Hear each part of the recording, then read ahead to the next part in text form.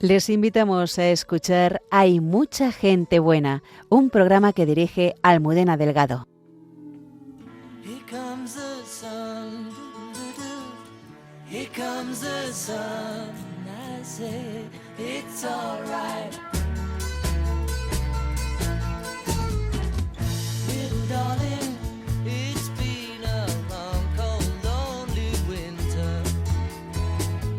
Little darling, it feels like years since it's been here. Here comes the sun.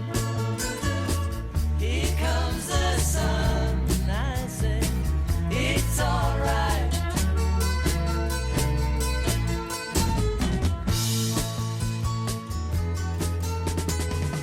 Little darling, the smiles returning to the faces. Little darling, it seems like years since it's been here. Here comes the sun. Here comes the sun, and I say it's alright.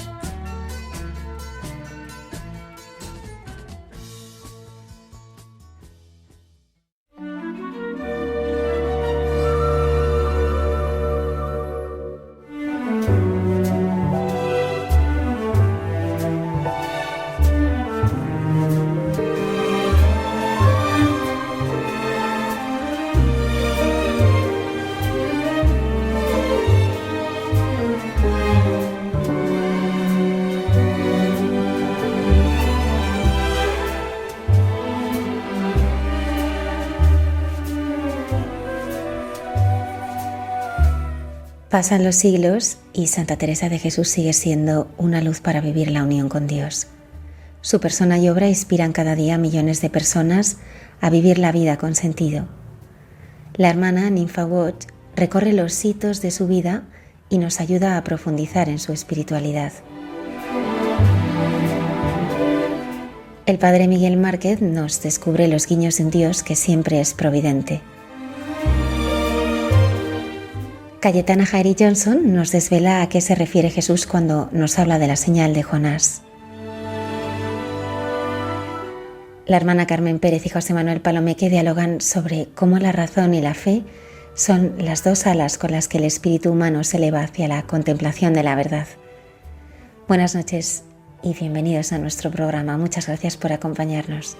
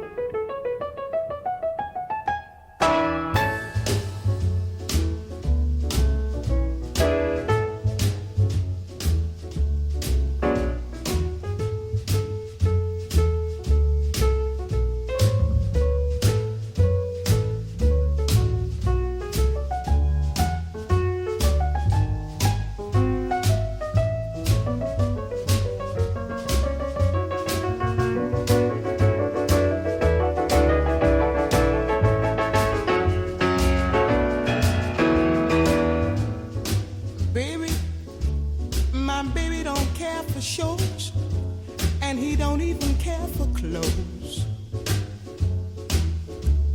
He cares for me. My baby don't care for cars and races. Baby don't care for. He don't care for high-tone places. Liz Taylor is not his style, and even Liberace smile. Something he can't see is something he can't see. I wonder what's wrong with baby.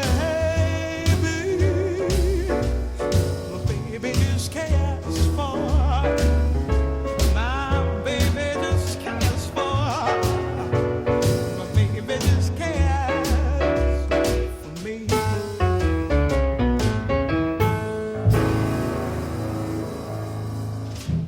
Si la vida de los santos es siempre actual, hay algunos que de un modo especial, y una de ellas es Santa Teresa de Jesús. Por eso esta noche nos acompaña la hermana Ninfa Watt de la Compañía de Santa Teresa de Jesús. Es doctora en comunicación, licenciada en Ciencias de la Información y en Filología Hispánica, y ha ejercido la docencia universitaria y es crítica de cine. Buenas noches, Ninfa. Hola, buenas noches.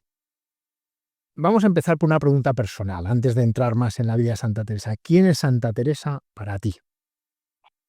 Para mí, pues Santa Teresa es una maestra de vida y de oración.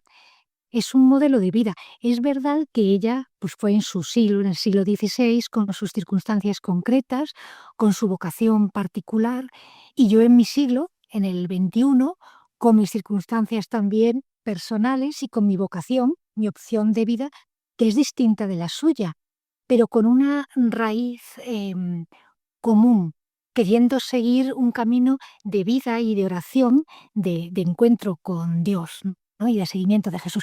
Es verdad que al ser yo teresiana, de la Compañía de Santa Teresa de Jesús, pues toda nuestra espiritualidad está impregnada, está vertebrada de teresianismo, que es lo que impulsa a todo, que es así como lo que hizo nuestro fundador, San Enrique de Osó, ¿no?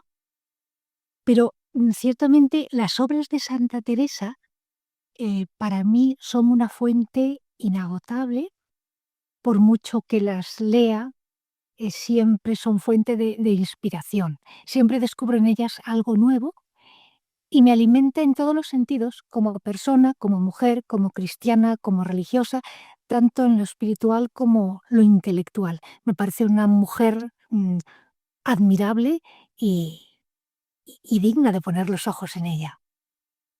Pues vamos a conocer esta noche mejor su vida y su espiritualidad.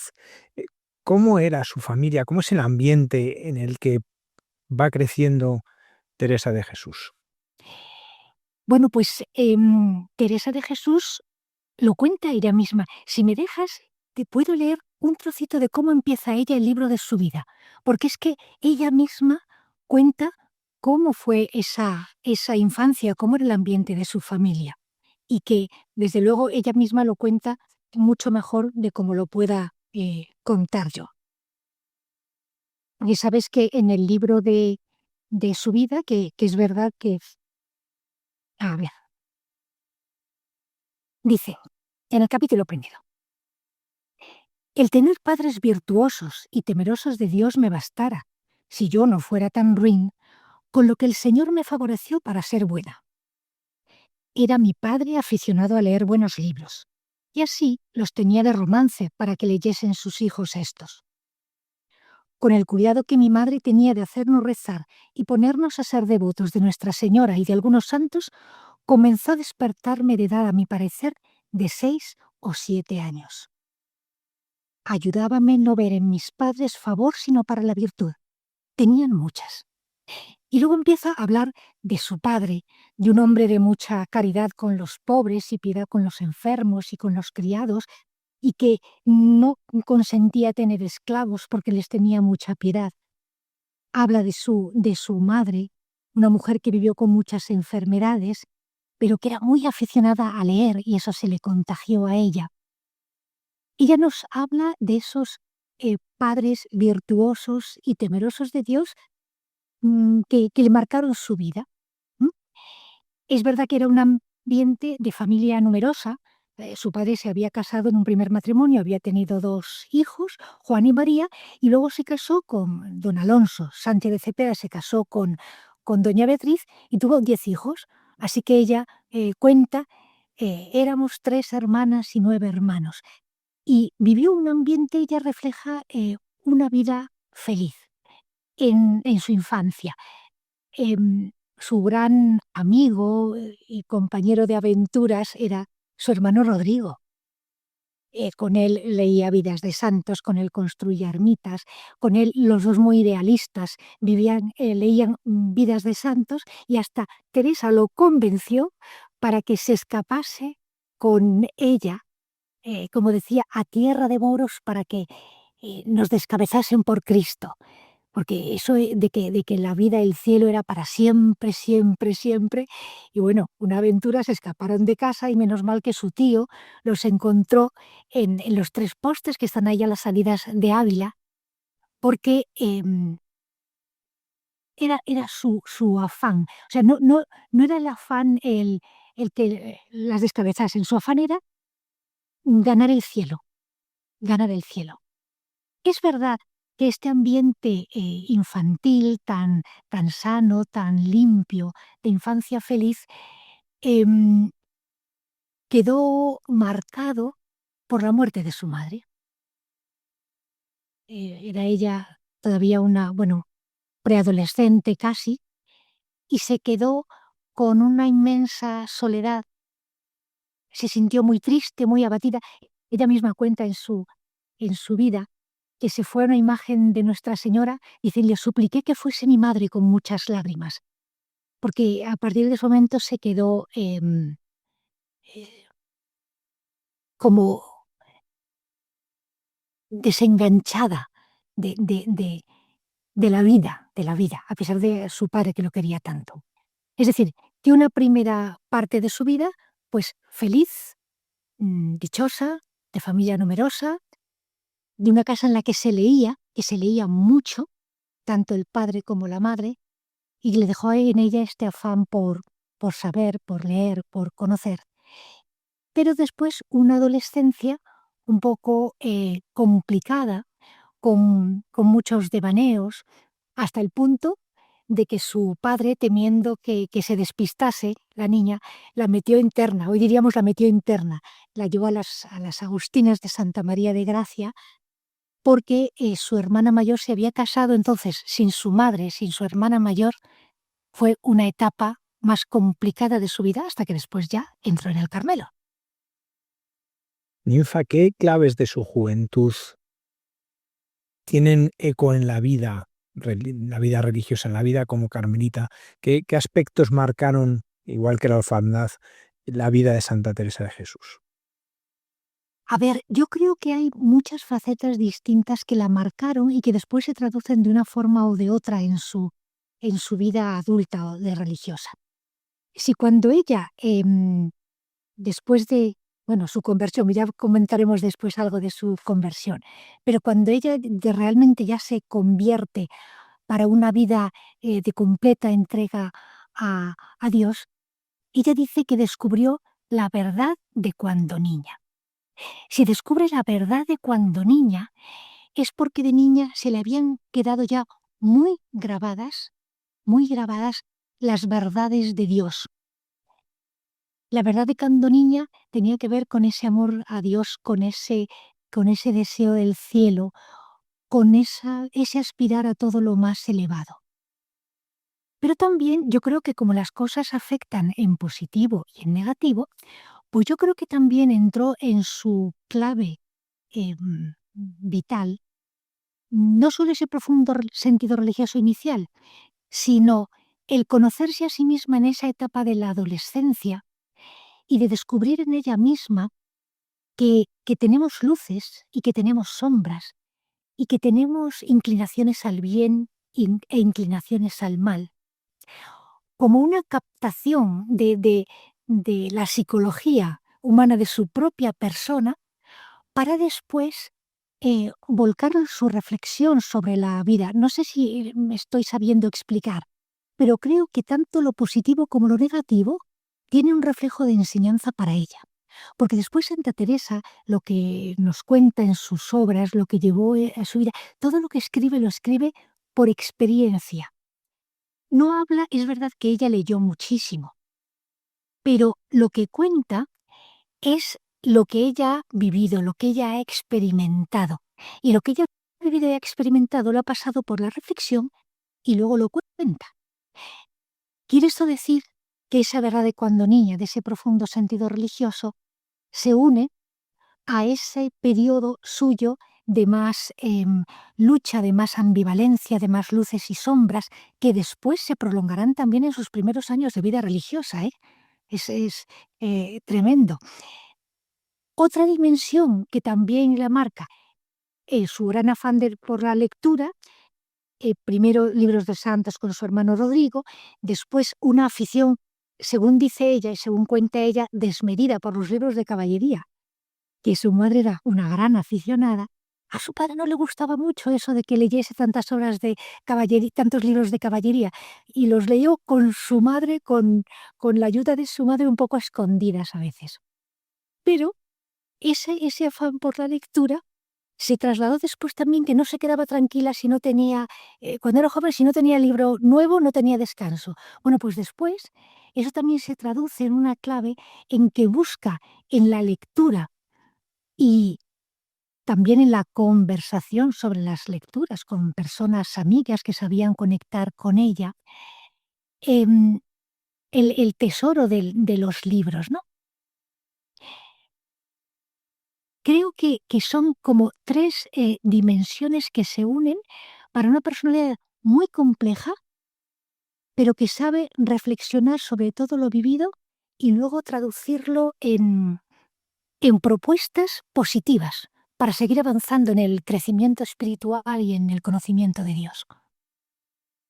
Ninfa, ella que estaba en las Agustinas, sin embargo, se decanta por entrar en el Carmelo. ¿Qué es lo que la movió? Bueno, pues la verdad es que ella misma cuenta que su vocación, el último empuje de su vocación, aunque es verdad que había encontrado una religiosa muy santa en las Agustinas de Santa María de Gracia, que le hizo, porque ella fue a regañadientes, a esa especie de internado de monjas, ella fue muy a regañadientes, muy molesta, porque ella se lo estaba pasando muy bien fuera. Y después de un periodo que le costó mucho la adaptación, pues veía que había personas muy santas, muy buenas, sobre todo una monja que fue para ella un gran ejemplo. Pero como también tenía por eso decía yo antes lo del conocimiento propio, que es algo muy, muy teresiano, insiste ella mucho en el conocimiento propio. Ella se conocía a ella misma y le parecía que eso iba a ser muy, muy exigente, ¿no? Em, pero cuenta que, esto también es muy interesante, que el último paso de su vocación en realidad, dice ella, casi más que por amor me movía el temor de irse por un mal camino, porque ella se conocía a sí misma. Y tenía una amiga en el convento de la Encarnación y en contra de la voluntad de su padre, también con su hermano, también se lo llevó, se escapó de casa, esto es literal, se escapó de casa para entrar en el convento de la Encarnación. Y lo que ella al principio decía, cuando habla de temor, no es un temor que hayan que entenderlo como miedo, sino un temor como ese respeto reverencial, ¿no? De decir, yo no me quiero perder, yo quiero seguir un camino del cielo. Pero eso mismo se fue purificando y volcándose en solo amor, que diría ella. Yendo al convento de la Encarnación, que se encuentra en Ávila, que no lo hemos dicho, pero bueno, su ciudad natal, y allí se encuentra, hay ahora un convento de carmelitas descalzos, en lo que se llama la Plaza de la Santa, que está edificado sobre el lugar donde nació Teresa de Jesús, y se conserva un lugar que es como un oratorio donde nació Teresa de Jesús. Bueno, pues luego, y cuando se escapó de su casa, tuvo que salir de las murallas de Ávila para llegar al convento de la Encarnación, que sigue hoy vivo y que se puede hoy todavía conocer. En ese tiempo de carmelita, sería a lo mejor importante cómo era la vida de una carmelita entonces, porque es verdad que hoy conocemos cómo vivía una carmelita en el siglo XVI. A ver, pues para nosotros puede ser un poquito difícil de comprender, pero hay que pensar que en aquel tiempo la entrada en un convento no dependía de la vocación, bueno, mejor dicho, no dependía solo de la vocación o no en todos los casos de la vocación. Los padres eran los que decidían el futuro de sus hijos. Este se dedica a las armas, este se dedica, esta se casa y le eligen el esposo, esta entra en un convento. Quiero decir que había muchas jóvenes que entraban en los conventos no por auténtica vocación de sentir ellas una llamada de Dios, sino porque sus padres las metían en el convento, eran jóvenes buenas, serían piadosas y podían tener ahí una vida recogida. No ese es el caso de Teresa. Teresa, como he dicho, se fue en contra de la voluntad de su padre, aunque dice que le parecía que cuando se alejaba de su padre se le arrancaban las entrañas de lo mucho que le costaba alejarse de él. Fue su decisión, ahí ya tenemos ya una Teresa de armas tomar, ¿no? Muy decidida, muy valiente, muy de ser capaz de luchar por lo que creía bueno, eh, con esperanza, luchando contra toda esperanza. Ella sí que entró por vocación, por deseo, aunque haya dicho antes que decía ella que más le movía el temor que el amor, pero se sentía llamada ella a esa vida. No era así en todos los casos. ¿Qué sucedía? Que dentro de los conventos se reproducía mucho de la estructura social del exterior. Había algunas que eran de muy buenas familias que entraban incluso con sus doncellas. Y había desigualdades sociales dentro del mismo convento. Por eso digo que hoy nos puede descolocar un poco pensarlo así, pero es que era la realidad que Teresa vivía. Entre ellas había personas buenas, por supuesto, había monjas buenísimas y santísimas, pero había muchas que es que estaban llevando una vida que habían elegido para ellas. Y por tanto, supongo que tenía que ser muy difícil lograr un clima de auténtica vida religiosa. Por eso ella, que había decidido por su propia vocación y que se pasó, esto también es muy importante saberlo, se pasó años de lucha. Según nos dicen, bueno, y lo sabemos por muchos testimonios, ella era muy simpática, muy buena conversadora, tenía muchos amigos, muchas damas, muchos caballeros que la visitaban. Los conventos necesitaban de las limosnas para vivir. Y claro, el tener muchos bienhechores era muy bueno para el convento, para poder sobrevivir. Y a la misma Teresa la animaban, como era tan agradable en su trato, a que fuese al locutorio, porque todas esas personas amigas que iban allí también, es verdad que también iban a consolarse, a consultar cuando tenían problemas, pero luego daban donativos. Y eso era un peligro pues muy grande. Y la propia Teresa notaba ella que se enredaba en una lucha. Ella va diciendo, por una parte me llamaba Dios, por otra yo seguía el mundo. Creo que tengo aquí un trocito que lo puedo leer, porque es que es muy significativo.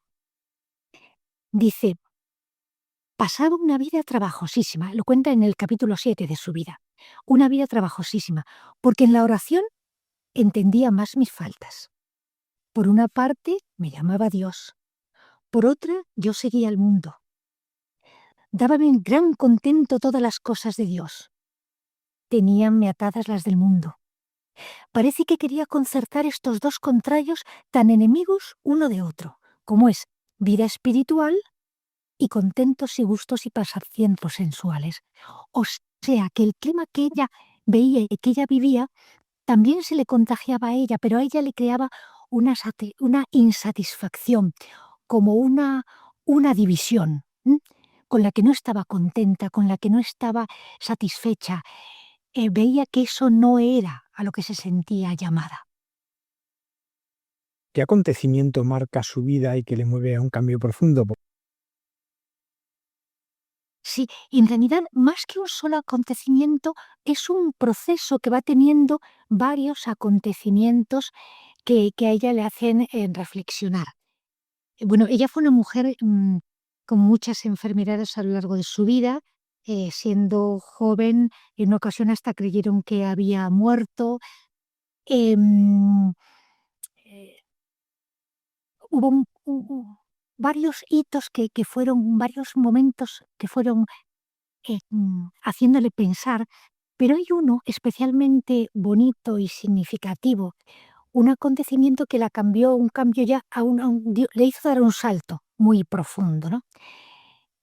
Y lo cuenta ella, permíteme que lo lea porque es que, y hagámonos idea de que para entonces ella tenía ya casi 40 años, o sea que se pasó años de lucha, de lucha. Pero mira lo que le pasó en una ocasión, después de toda esta lucha que hemos dicho. Lo cuenta en el capítulo 9, por si a alguien le apetece leer. Dice, pues ya andaba mi alma cansada, y aunque quería, no la dejaban descansar las ruines costumbres que tenía. Cuando ella habla de ruines costumbres, no es que hiciese nada del otro mundo, pero era esa vida un poco superficial, de mucho locutorio, de mucho entretenimiento.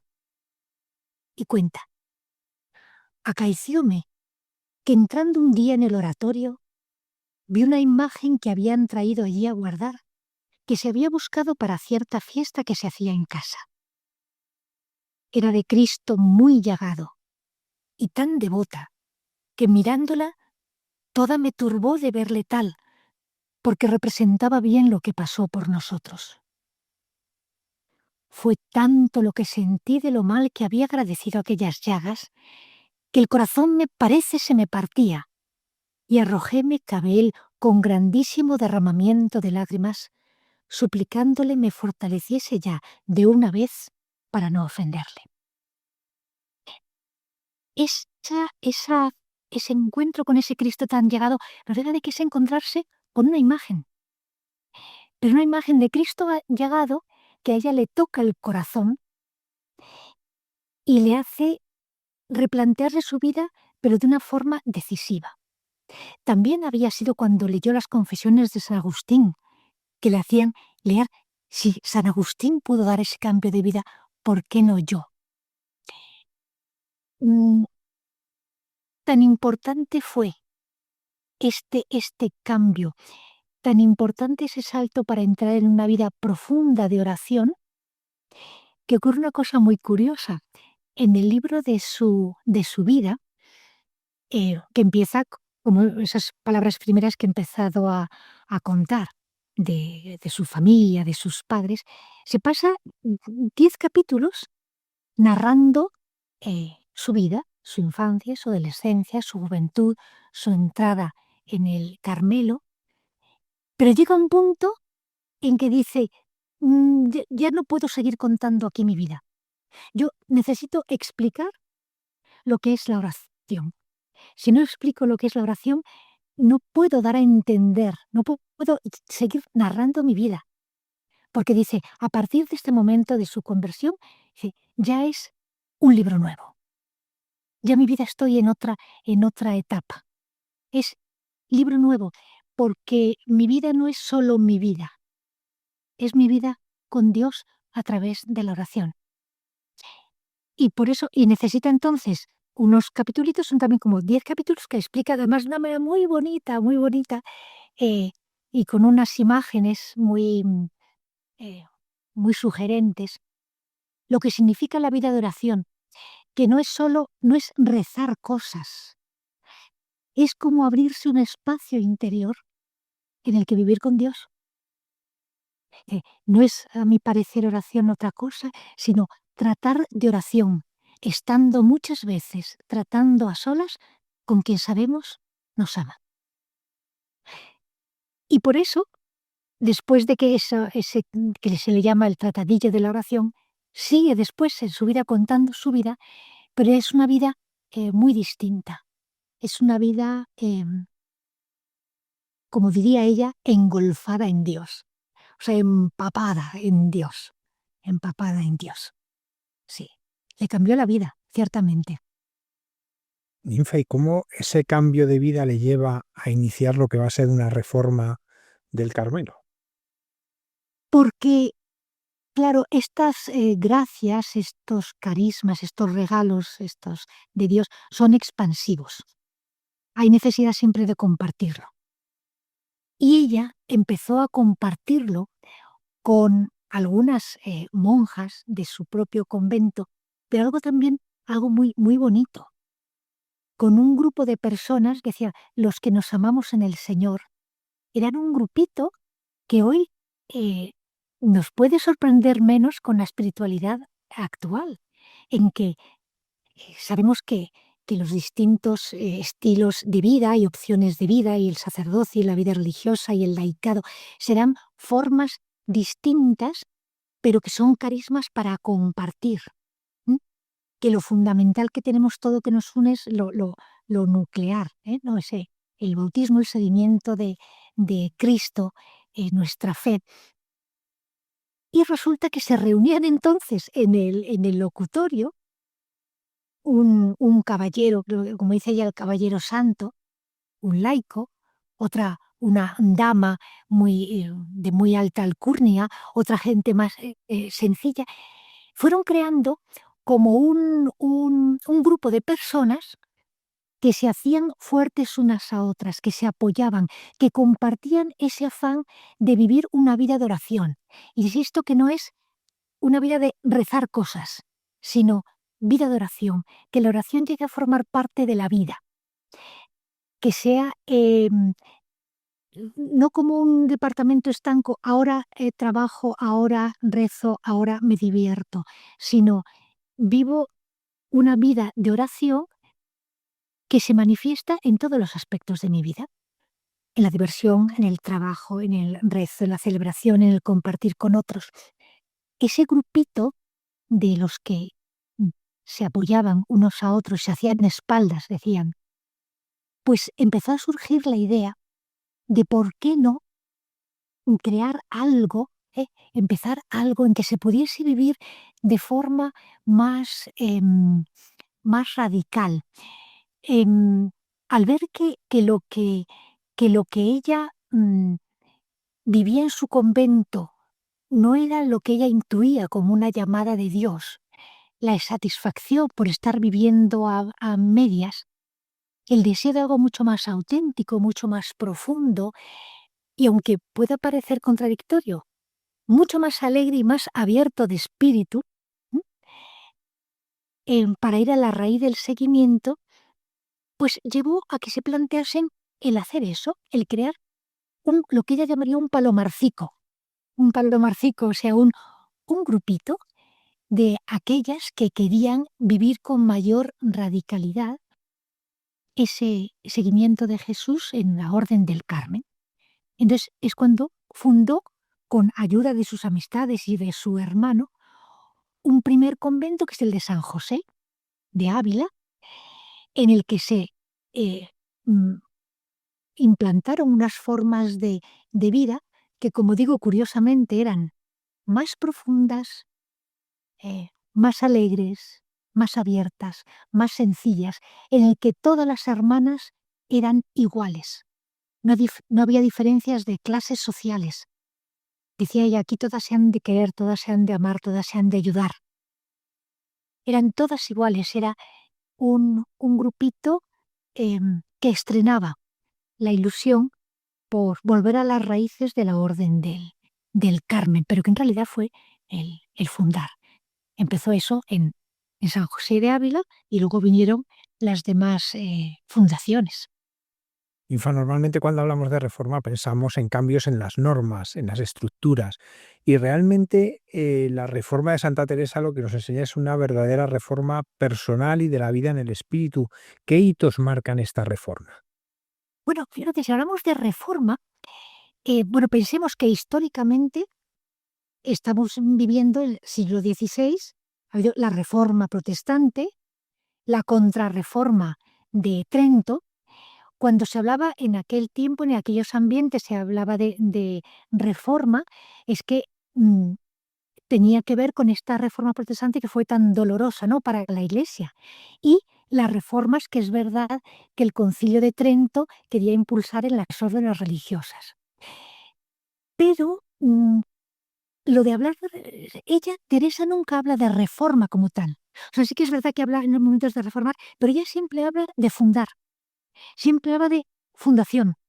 Lo de hablar de reforma teresiana es algo que se empezó a hacer después en el siglo XVII. Uno de los historiadores teresianistas llegaron a hablar del siglo XVII de reforma teresiana. Ella en realidad siempre habla de fundación y a ella la consideran fundadora. Pero es cierto, como dices, que ella lo que intenta es como renovar, hacer nuevo. Casi me gusta más lo de renovar que el de reformar, porque lo que pretende no es tanto reformar las formas como dar nueva vida, dar nueva vida. Y es justo dar nueva vida. Es verdad que pusieron sus normas en el Carmelo, pero que todas iban encaminadas a simplificar, a ir a lo esencial, a ir a la vida del espíritu en una fraternidad en la que de verdad se compartiese todo: la vida, los bienes, el amor a Dios, la ayuda a los demás. Y esto, claro, ella, hemos dicho que empezó en ese palo marcico de San José, pero como también hemos dicho que esto es expansivo, cuando uno vive algo que es muy valioso, no solo puede quedar para él, lo tiene que compartir. Eso le pasó al principio con ese grupito que hemos dicho, ¿no?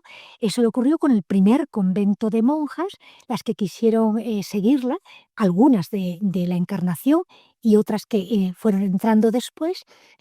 Pero claro, como sigue siendo expansivo, porque el espíritu se expande, el espíritu pide ser contagiado, comunicado a otros, fueron naciendo nuevos palomarcicos, nuevos conventos. El siguiente, bueno, Medina del Campo, luego Malagón y Valladolid y Duruelo, y ya empezamos también no solamente las monjas, sino con los carmelitas hombres, con San Juan de la Cruz, eh, que comenzó el hacer lo mismo que estaban haciendo ellas, las carmelitas que se empezaron a llamar descalzas. O sea, las que son seguidoras de Teresa de Jesús dentro del Carmelo, empezaron a llamarse las carmelitas descalzas. También hubo, pues eso, también frailes que querían vivir esa misma vida, ese mismo espíritu, que intentaba volver más a las fuentes, a la raíz, a la sencillez. Y empezaron, por tanto, también los conventos de carmelitas descalzos. Y siguió en Toledo y en Pastrana, en Salamanca, en el Val de Tormes, en Segovia. Se fue extendiendo por muchos lugares de España hasta su última fundación en su vida fue la de Burgos. Y que luego se fue extendiendo por el mundo. Pero no solamente eh, nuevas fundaciones de carmelitas descalzas y carmelitas descalzos, sino que su espiritualidad necesitó como buscar nuevos cauces, de tal manera que hubo a lo largo de los siglos, ha habido personas, eh, santos también, algunos de ellos, que se alimentaron tanto del espíritu de Santa Teresa que vieron que no solamente era para una vida en un convento, una vida contemplativa o de clausura, sino que esa misma espiritualidad podía ser vivida y aplicada en otros ambientes distintos. Y nacieron congregaciones, que hay muchísimas congregaciones femeninas y masculinas que se alimentan del espíritu teresiano, pero cada una de ellas subraya un aspecto distinto de la espiritualidad teresiana. Y no solamente congregaciones, es que hay movimientos laicales, hay grupos de laicos que también, y distintas formas de institutos religiosos y de nuevas formas de vida consagrada y de compromiso cristiano, que de una forma o de otra se siguen alimentando de la espiritualidad teresiana, porque lo mismo que ella vivió en el siglo XVI y en su convento, aunque es verdad que ella, que era una andariega, como la llamaban, ¿no?, que iba por los caminos en sus carretas con sus nuevas fundaciones, eso mismo vivido en otras realidades, en otras opciones de vida. Un ejemplo es la Compañía de Santa Teresa de Jesús, a la que tú perteneces. ¿Cómo se vive en la compañía esta dimensión teresiana en sus elementos? Porque es verdad que en cada sitio se marcan acentos. ¿Cuál es ese acento que dirías tú que se marca en la compañía? Bueno, pues la Compañía de Santa Teresa la fundó un sacerdote catalán que en el siglo XIX él era un enamorado de Santa Teresa y sobre todo yo diría un enamorado de la experiencia de Dios en Santa Teresa. Y tanto le llenaba el espíritu teresiano que todas las iniciativas que puso en marcha tienen esta impronta teresiana, ¿no? La más importante de sus obras fue la fundación de la Compañía de Santa Teresa de Jesús, un grupo de mujeres consagradas para vivir en comunidad, siguiendo el espíritu de Teresa de Jesús, pero en la vida activa y dedicadas a la educación. Nuestro lema siempre es oración, enseñanza y sacrificio. O sea, la oración como una forma de vida de contemplación en la acción, en medio de la realidad, no en una vida de clausura, sino en la vida activa, dedicada a la educación, es decir, con el deseo de transformar el mundo por medio de esa educación para para formar buenos cristianos, buenos ciudadanos del cielo y de la tierra. O sea, se trata de transmitir a través de la educación, y decía San Enrique de Osó, nosotros tenemos la espiritualidad teresiana de Enrique de Osó. O sea, él entendió que la espiritualidad teresiana tenía una carga formativa, ella que es maestra de vida y oración, para transformar la vida de las personas, que es lo que tú mencionabas antes, ¿no?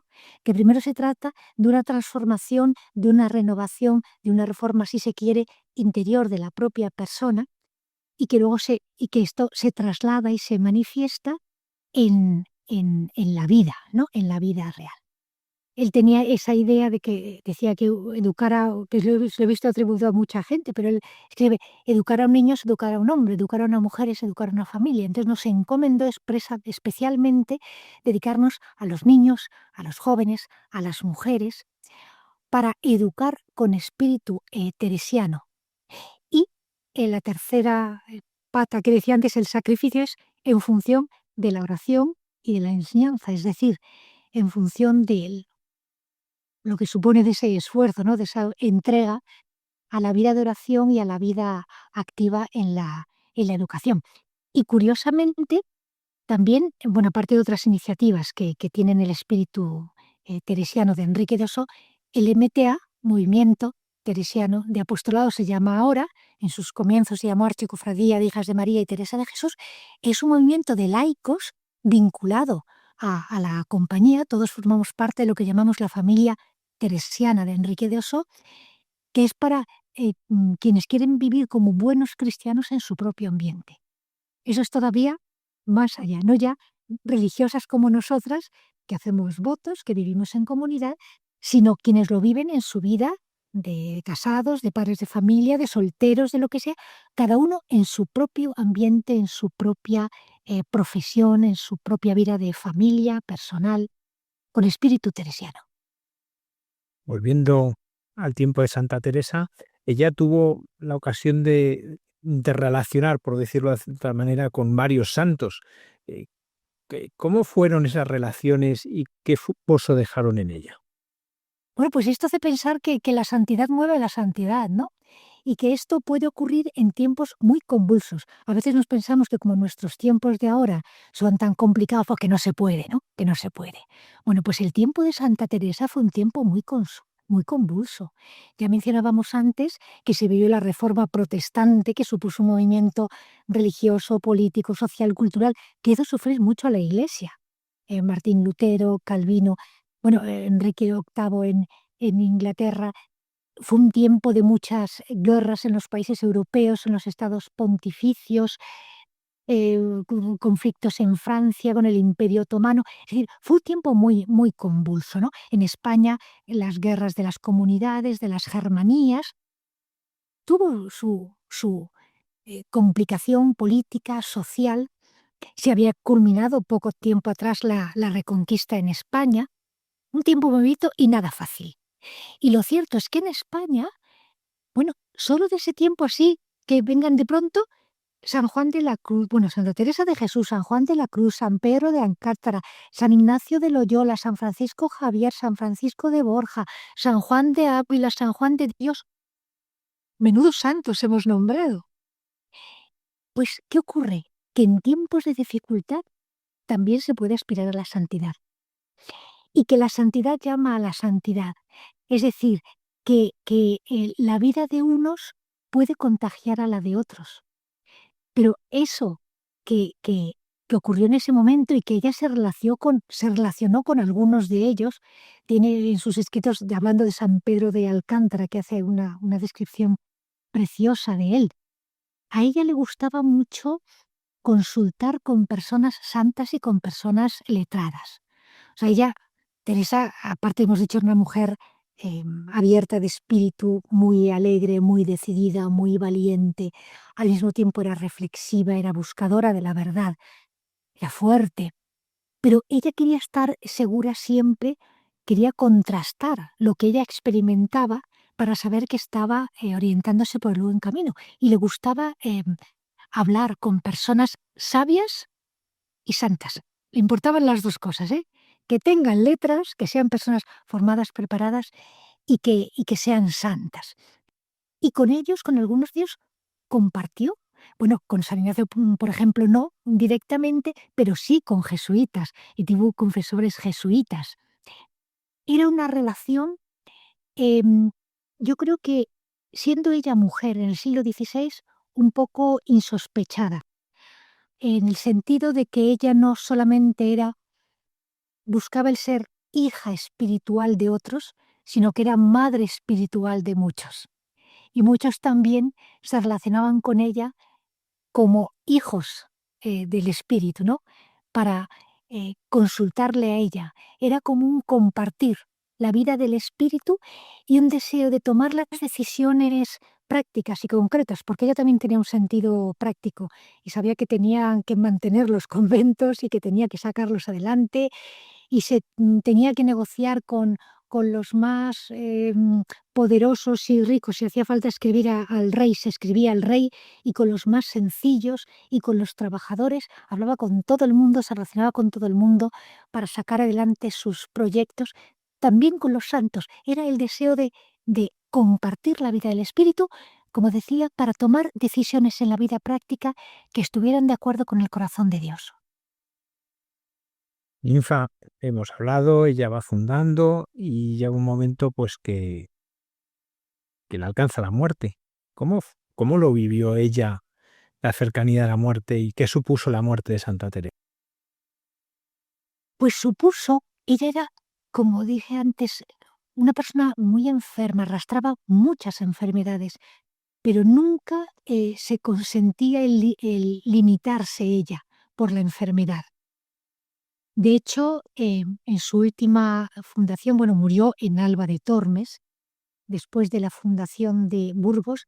Ella, podríamos decir que iba literalmente arrastrándose de enfermedad, pero no cejaba en su empeño. Tenía entonces 67 años. Después de sufrir muchas enfermedades, después de haber vivido Claro, eso no lo hemos mencionado, pero mucho, como la envidia es algo muy malo, ¿verdad? Pues tenía por ahí también gente que pues envidiejas y muchas cosas. Tuvo problemas hasta con la Inquisición, porque fue denunciada a la Inquisición. Ella que siempre estaba buscando em, el vivir de cara a Dios, el asegurarse de que lo que hacía estaba de acuerdo con, con la Iglesia, con el querer de Dios. Bueno, pues estuvo denunciada con la Inquisición, tuvo muchos problemas de ese tipo también. Y cuando llegó el último momento, ella que, hablando de la muerte, esa poesía que tiene que muero porque no muero, ¿no? En ese que muero porque no muero, es el deseo de encontrarse con Dios. Y cuando llegó a Alba tan enferma encima, tuvo que hacer un esfuerzo extra porque una gran dama de la casa de Alba iba a tener un hijo y necesitaba el consuelo de Santa Teresa y ella, pobrecilla, que estaba enfermísima, pues tuvo que ir hacia allí, después de la fundación de Burgos. Bueno, pues quienes fueron testigos de sus últimos días, de sus últimas horas, pues escribían cosas de las que ella decía. Y ahí se recogen sus palabras que decía: Señor mío, es hora de seguir adelante. Oh Señor mío y esposo mío, ha llegado la hora que tanto he anhelado, ¿no?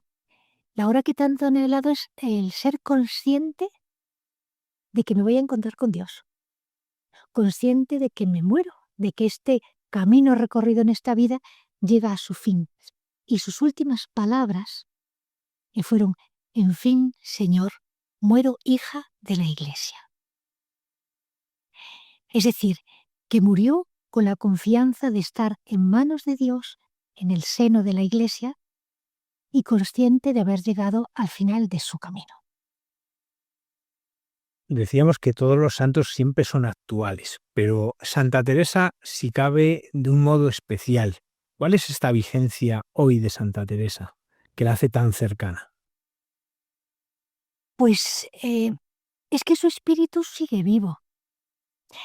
Fíjate, hay Fray Luis de León, voy a remitirme a muchos siglos atrás. Fray Luis de León, ese gran literato español, ¿no? Fue el que preparó la edición de sus obras, de las obras de Santa Teresa, y escribió un prólogo para esas obras. Y en ese prólogo dice él, mm, yo no conocí, lo leo, es literal, yo no conocí a la Madre Teresa de Jesús mientras estuvo en la tierra, mas ahora que vive en el cielo, la conozco y la veo en dos imágenes vivas que nos dejó de sí, que son sus hijas y sus libros, que a mi juicio son testigos fieles de su gran virtud. Fíjate, Fray Luis de León, que era tan sabio, dice sus hijas y sus libros, es decir, las personas que han encarnado su espiritualidad y los libros en los que ella misma ha plasmado esa espiritualidad.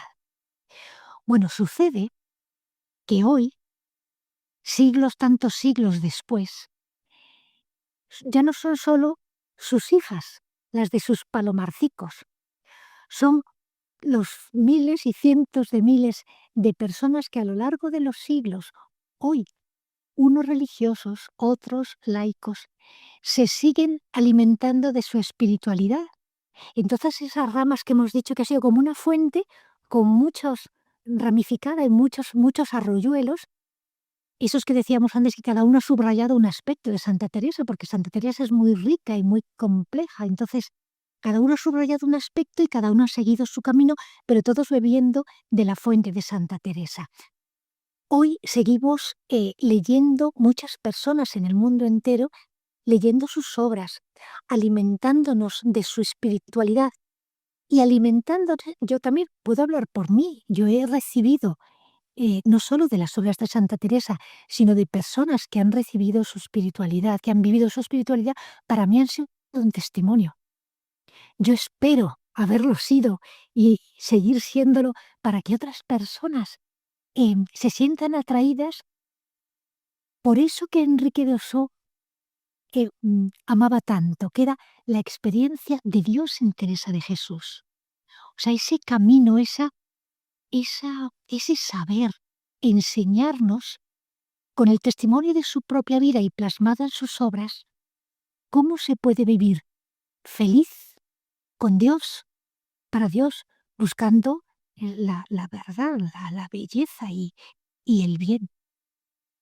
Si hoy está extendida por todo el mundo, en tantas lenguas, en tantos distintos carismas en los que se ha ramificado, en religiosos y en laicos, y en personas que no son religiosas, que no son creyentes, pero que acuden a Santa Teresa porque ven en ella una humanidad de una categoría y una espiritualidad que, aunque no se comparta la fe, admira. Además de los aspectos culturales, literarios, que son riquísimos, riquísimos. Claro que sigue viva. Ninfa, para acabar, no me quiero despedir sin hablar de las obras, de los libros. ¿Tú cómo aconsejarías a alguien que se quiera acercar a Santa Teresa? ¿Cómo debe leer a Santa Teresa? A ver, pues primero, para que no diga yo todo camino de rosas, tengo que decir que la primera vez que alguien se acerque a Santa Teresa, a lo mejor le puede, es fácil que tenga una pequeñita dificultad al encontrar el castellano antiguo. ¿eh? Eso es cierto. El castellano antiguo que supone un pequeño esfuerzo. Es verdad que ha habido intentos como de modernizar su lenguaje y hay personas que pueden preferir el leerlo con el lenguaje como más modernizado para que sea más fácil de leer. Pero yo tengo por experiencia también conocido y sabido que cuando uno se acostumbra a leer su lenguaje tal como ella lo escribió, ya no gusta el perder ese regustillo teresiano, que es que suena tan teresiano. ¿Cuál sería una forma práctica de adentrarse en las obras? Bueno, yo recomendaría mucho y quien esté interesado que busque un grupo de lectura teresiana, que hay en muchos lugares, en muchas ciudades, pueden acercarse a los Carmelos, pueden acercarse a tantas congregaciones que tienen espiritualidad teresiana, hay grupos de oración teresiana, hay grupos de lectura teresiana con la finalidad de leer con otros. Es algo tan sencillo como leer, pues a lo mejor empezar el libro de la vida, muy bien. Empezamos a leer el primer capítulo de la vida y lo comentamos. Entonces, unos con otros, siempre habrá alguien que esté más, digamos, más adelantado, ¿no? Que conozca más a Santa Teresa, y facilita el ir conociendo y acostumbrándose a ese gustillo que digo del lenguaje teresiano que luego gusta tanto. O sea, sus grandísimas obras son el libro de la vida, que ya hemos mencionado, el libro del Camino de Perfección, que en realidad es un comentario del Padre Nuestro, el Castillo Interior o las Moradas, que ya, bueno, merecería la pena leer un trocito de cómo cuenta ella, explica que nuestra alma es como un castillo, todo de diamante o muy bello cristal, y que es también que tiene muchas moradas, unas dentro, otras fuera, y en la más principal de todas ellas vive Dios. Y va explicando cómo podemos ir entrando en esas moradas. Y hay realmente un estudio psicológico impresionante, una visión antropológica y psicológica impresionante, porque ella lo explica todo por su experiencia. Lo que otros han descubierto luego con muchos estudios, ella lo explica por su propia experiencia. Es una maravilla el Castillo Interior o las Moradas. Y luego las fundaciones, en las que cuenta cada una de sus fundaciones, que también son pues muy bonitas, y que hubo una serie de televisión protagonizada por Concha Velasco, que puede ser una introducción para que cómo fue una fundación y luego empezar a leerlo. Pero sí que es muy interesante ponerse en contacto directo con las obras de Santa Teresa, porque también la historia nos dice que ha habido personas que solo con la lectura de Santa Teresa, por ejemplo, Edith Stein, la filósofa de familia judía alemana, discípula de Husserl, bueno, pues con una lectura del libro de Santa Teresa, que lo encontró en la biblioteca de un amigo suyo, se pasó la noche leyendo el libro y al final dijo, aquí está la verdad. Y se convirtió, no solamente se convirtió, murió y como monja carmelita, entró carmelita y fue asesinada por los nazis en Auschwitz, ¿no? Y ahora es santa. Edith Stein y tantos otros que con el contacto directo de Santa Teresa se les ha cambiado su vida. Yo creo que merece la pena. Hermana Ninfawa de la Compañía de Santa Teresa de Jesús, muchísimas gracias por habernos acompañado esta noche y habernos ayudado no solo a conocer mejor la vida y la espiritualidad, sino a vibrar con el espíritu de Teresa. Muchísimas gracias. Muchísimas gracias a ti.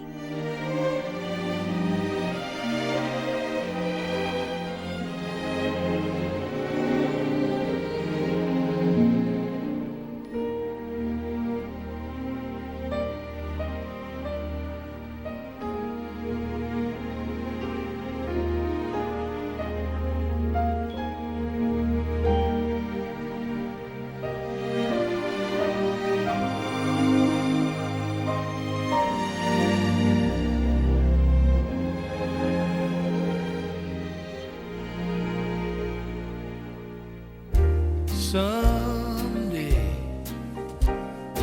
when I'm awfully low, when the world is cold, I will feel a glow just thinking of you and the way you look tonight.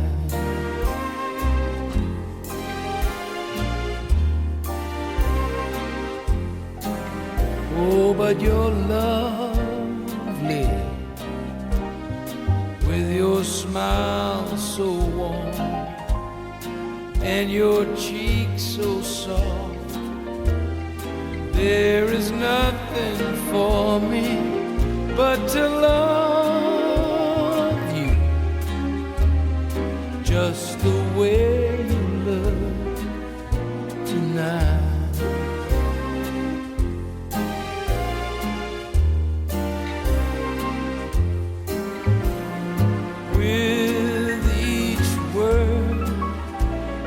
Tenderness grows, tearing my fears apart, and that laugh that wrinkles your nose touches my foolish heart. You're so lovely, never, ever change. Keep that breathless charm. Won't you please arrange it? 'Cause I love you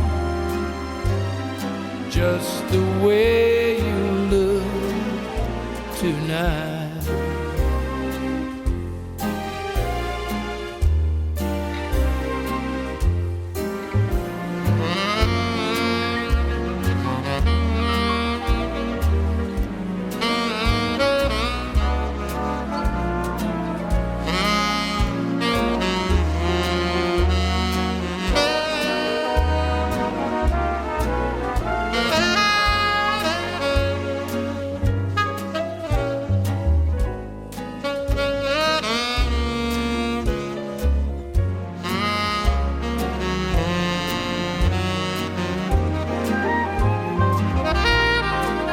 You're so lovely, never, ever change. Keep that breathless charm. Won't you please arrange it? 'Cause I love you just the way you look tonight.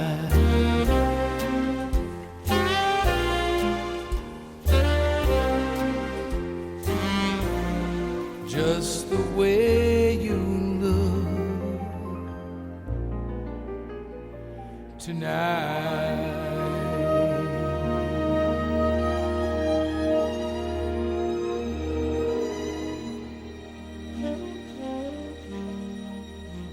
Agradecemos a la hermana Ninfa Watch que nos haya ayudado a profundizar en la espiritualidad de Santa Teresa de Jesús.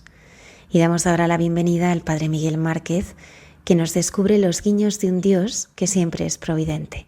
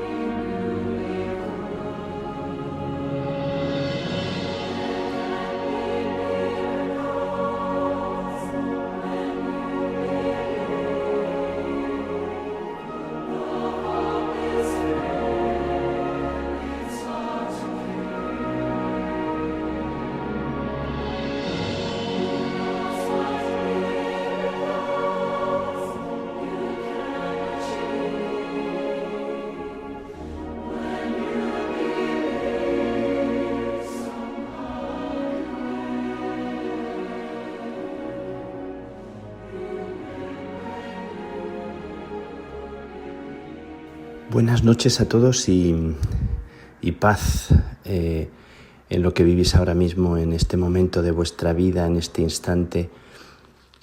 Me encuentro aquí en un lugar muy especial, si es que no es especial cualquier lugar que pisamos, si es que no es cualquier lugar el centro de la historia y del mundo en aquello que vivimos, porque donde estamos es la patria, es el hogar, si nos dejamos envolver por esa certeza de que nuestra vida está en el corazón de Dios y está arraigada en lo que verdaderamente importa, aunque nos sintamos desamparados y tantas veces en el aire.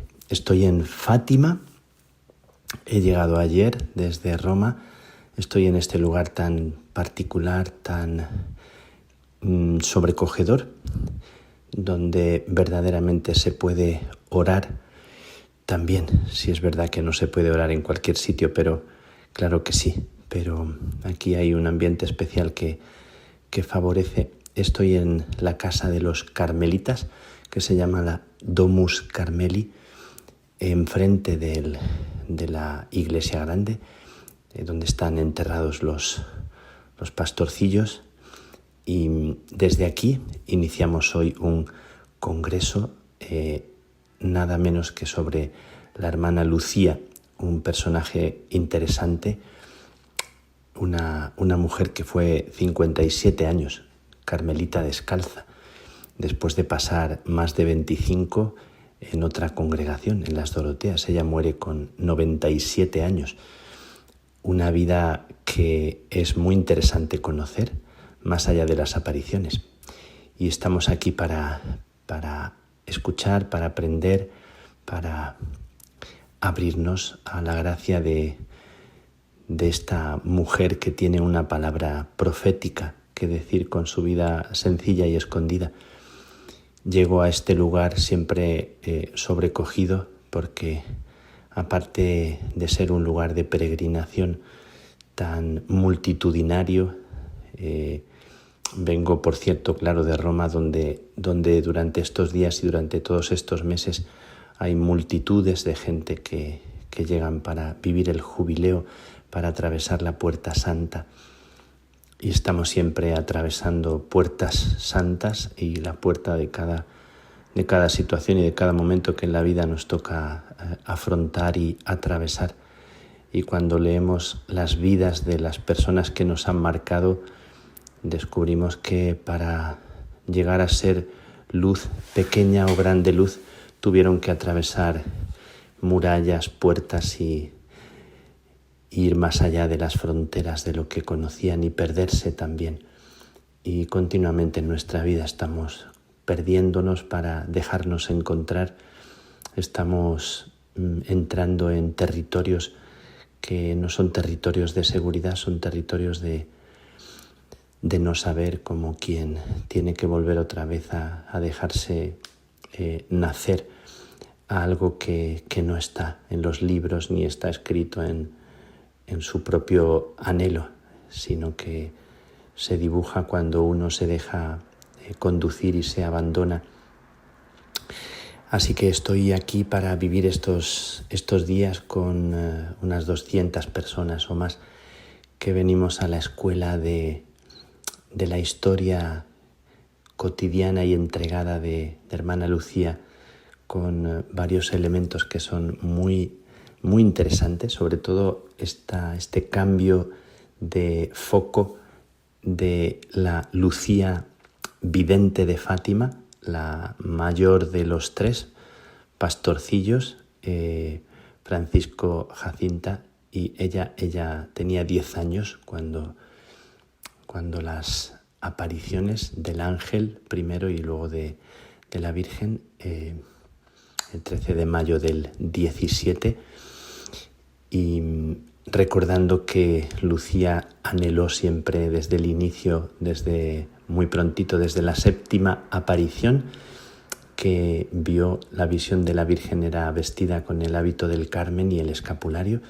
y desde siempre anheló ser carmelita, pero por circunstancias de la vida, también por designios, vivió más de 25 años con las Doroteas, y tuvo que afrontar después de las apariciones una gran noche de la fe, una gran noche del espíritu, una gran purificación. Le tocó obedecer mucho en la vida y lo supo hacer con estilo, con sentido del humor, con docilidad, aunque había muchas cosas con las que no estaba de acuerdo, y me sobrecoge mucho esta actitud de hermana Lucía, visitada por tantísimos cardenales, obispos, tan buscada, y sin embargo le tocó, en medio de todo eso, tan honrada, le tocó obedecer y vivir también en grande contradicción, y también aguantar mucho de las personas que querían también utilizarla. Bueno, sin entrar en estos terrenos, sobre todo me sobrecoge y me llama mucho la atención la vida de hermana Lucía. Hay dos elementos, dos columnas fundamentales en su vida, que son su vida mariana, cómo está arraigada en el sí de María, y ella renueva continuamente un sí interior, una entrega, una ofrenda a un proyecto de vida que ella no había elegido y que se le ofreció. Y en un momento determinado también la Virgen le pregunta y le dice si quiere ofrecerse al Señor, si quieren ofrecerse al Señor. Es como, parece muy, muy delicado, así como que se le pregunte si quieren. Y también la contradicción cuando ella siente que Francisco y Jacinta no van a permanecer mucho aquí, ella se queda desolada y la Virgen le dice que tiene una misión para ella. Bueno, cómo va aceptando los designios y va entrando en esa dinámica de un sí, de una entrega, de un abandono, en una vida también de escondimiento, porque estaba muy anhelando ese tipo de vida que se le ofrecía y que ella soñaba vivir en el Carmelo, y lo vivió a su modo, un escondimiento, siendo tan conocida, tan buscada, tan visitada de los papas, de los cardenales y de tanta gente, y sin embargo viviendo también íntimamente esta experiencia de un sí con María, y viviéndose en el corazón de María. Me gusta mucho también la dimensión eucarística de hermana Lucía. Son como los dos pilares de su espiritualidad. La vivencia eucarística, porque ella siente desde su primera comunión, que la hizo con 6 años, siente como una fuerza especial, como una paz, como una invitación a vivir también el misterio de la Eucaristía. Hasta que en un momento determinado siente como que ella misma es el sagrario, como la morada del Señor, de Jesús, Eucaristía en su corazón. Esta actitud de Lucía, esta espiritualidad rica y sencilla, enraizada en la tradición del Carmelo y también en el corazón del Evangelio, que le lleva a vivir con humildad, con obediencia, con sentido del humor, y también cultivando y cuidando mucho una realidad que era también vocación suya, que era la unidad en la Iglesia. Y luchó y persiguió con esa actitud de docilidad despierta y de docilidad lúcida, reconociendo también las cosas que no le gustaban, pero al final también obedeciendo, sabiendo que cuando uno obedece y se mantiene en esa obediencia con lucidez, no con sumisión, al final Dios se las ingenia para llevar las cosas a donde hay verdad, cuando uno persevera en esa actitud como Teresa de Jesús. Así que en este lugar donde voy a orar con hermanos y hermanas durante estos días, hoy este día que pasa, ahora que estáis escuchando este programa en la noche del viernes al sábado, inicia el congreso que durará estos 2-3 días hasta el domingo a mediodía, y hablaremos de hermana Lucía y escucharemos la historia por dentro, la intrahistoria de esta mujer,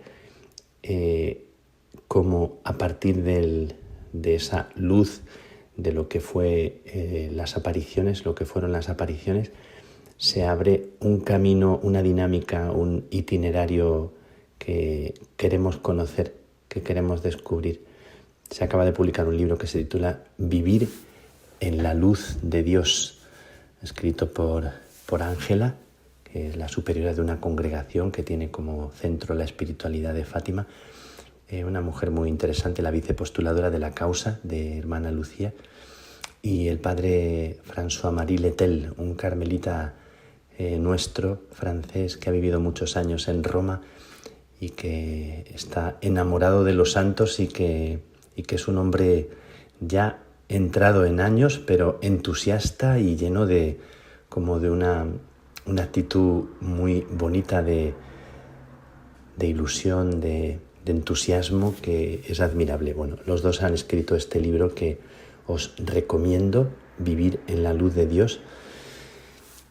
Y desde aquí, desde este lugar tan especial, os tengo presentes en la oración. Le pedimos a Lucía, pedimos al Señor que en las apariciones, en los regalos luminosos de la vida, como en los momentos de oscuridad, de sequedad, recordaré hoy en las palabras que tengo que decir que cuando conocí a la hermana Lucía, en una ocasión que la visité y que nos habló de 2 temas. Nos habló del tema de perseverar en la oración, de orar a pesar de la sequedad, a pesar de la oscuridad, a pesar de la falta de gusto, que permaneciéramos en la oración. Y también nos habló de la unidad, de la fidelidad a la Iglesia, de estar en comunión. Ya estaba muy mayor, me parece que esto era como 3 años antes de morir, estaba ya por los 94 años, pero fue un encuentro muy bonito, muy sencillo, de muchos frailes jóvenes de Europa que estábamos ahí en Coimbra.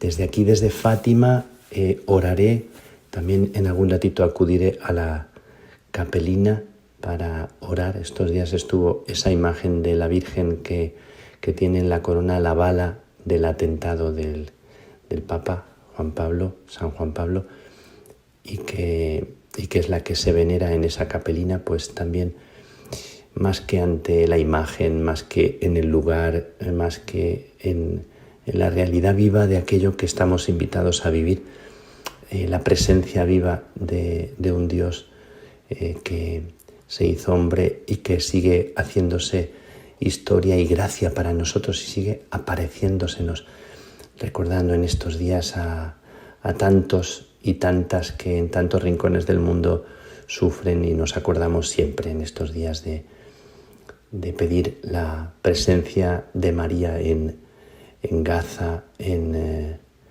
Líbano, en Nigeria, en el Chad, en tantos rincones del mundo, donde ahora en Ucrania, por supuesto, en tantos rincones del mundo que no son noticia, donde hermanos y hermanas están siendo como oprimidos. Pedimos un poco de esa luz, de esa gracia que habitó la vida de hermana Lucía sin pretender nada y dejándose conducir.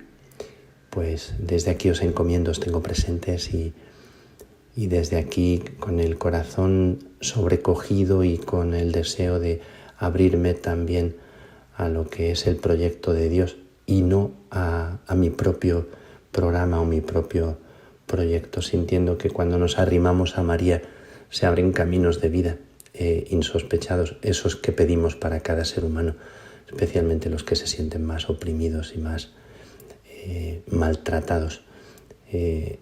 Os envío un abrazo fuerte y una bendición. Que la bendición de Dios Todopoderoso, Padre, Hijo y Espíritu Santo, descienda sobre ti, descienda sobre vosotros y os acompañe siempre, siempre.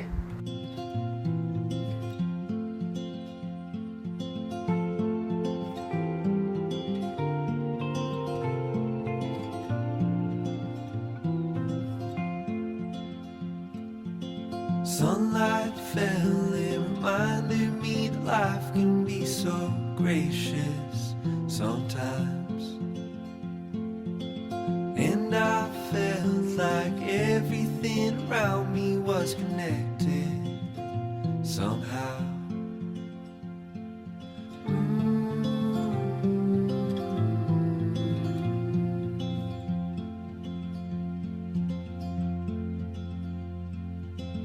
At night I hear the rhythm of the ocean as it breaks on the shore. And I think about all the things that I am grateful for. And they say, hold on to the ones you love, keep them close to you. And they say, hold on to this time we have, and let the light shine through.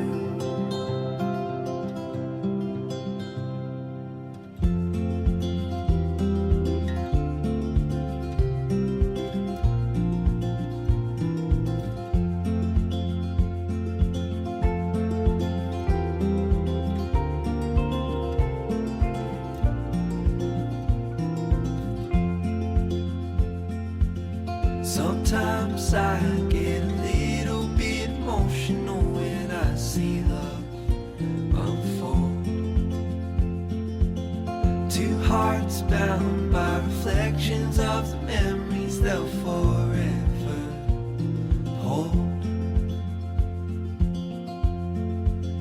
And they say, hold on to the ones you love, keep them close to you. They say, hold on to this time we have, and let the light shine through.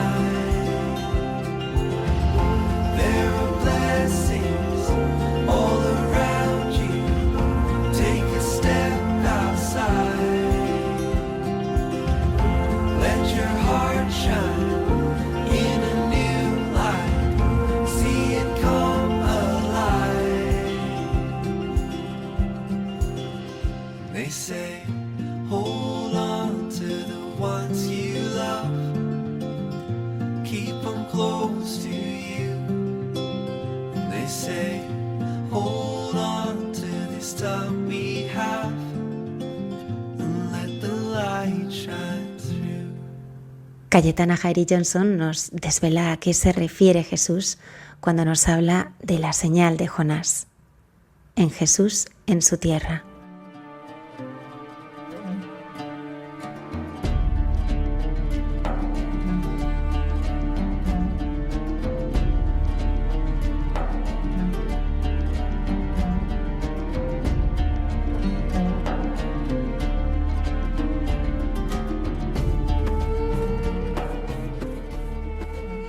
Buenas noches de paz y bien, queridos amigos de esta sección llamada Jesús en su tierra de Radio María.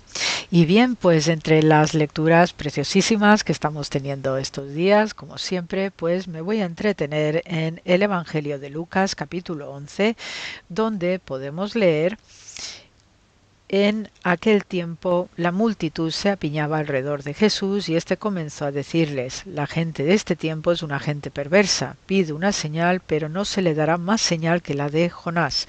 Pues así como Jonás fue una señal para los habitantes de Nínive, lo mismo será el Hijo del Hombre para la gente de este tiempo.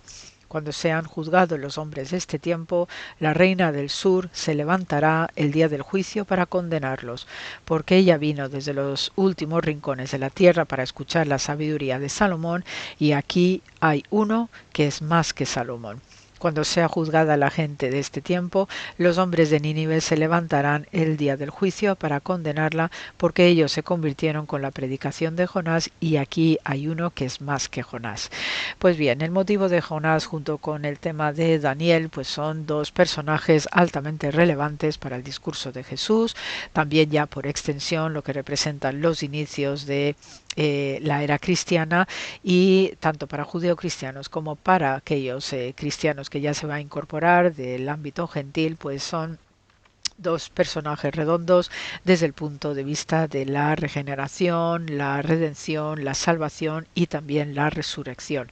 De hecho, este personaje de Jonás pues tiene pues un buen recorrido desde el punto de vista de los comentarios, ¿no? A pesar de que es un libro pequeñito, porque tiene 4 capítulos, pero da mucho juego desde el punto de vista de la exégesis rabínica, y para ello pues tenemos numerosas historias que en ocasiones pues también entretienen mucho, ¿no? Porque tienen este estilo típicamente judío de la Haggadah, que es lo que nosotros, o para nosotros es el equivalente a las parábolas, y de verdad que entretiene muchísimo leer todos los comentarios y las historias pedagógicas que surgen alrededor de esta figura de Jonás.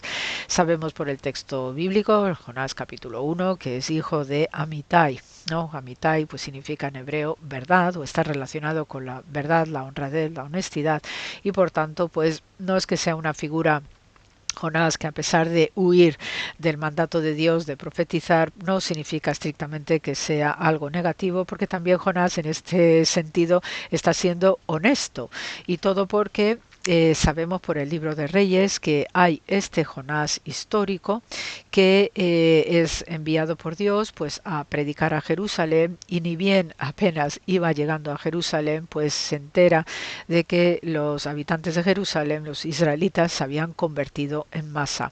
Entonces le empezaron a acusar a Jonás de falso profeta, que no había prosperado en su misión, y Jonás ahí pues se siente dolido, se siente herido en su vanidad de profeta, y entonces ahí es cuando decide irse a vivir entre los asirios, a Nínive, que es una gran capital en su momento del imperio asirio, junto con Ashur y Borsippa, otras ciudades, corresponde con la actual Irak. Entonces esta ciudad de Nínive pues era una ciudad señorial, elegante, comercial, había riqueza y diversas gentes que iban y venían, ¿no? Por su posición geográfica. Entonces Jonás pues está viviendo entre ellos y de nuevo recibe esta llamada de Dios, según nos narra la historia, ¿no? Ya de su libro propiamente dicho, y entonces inmediatamente Jonás sale volando, y nunca mejor dicho, porque el nombre de Jonás significa paloma.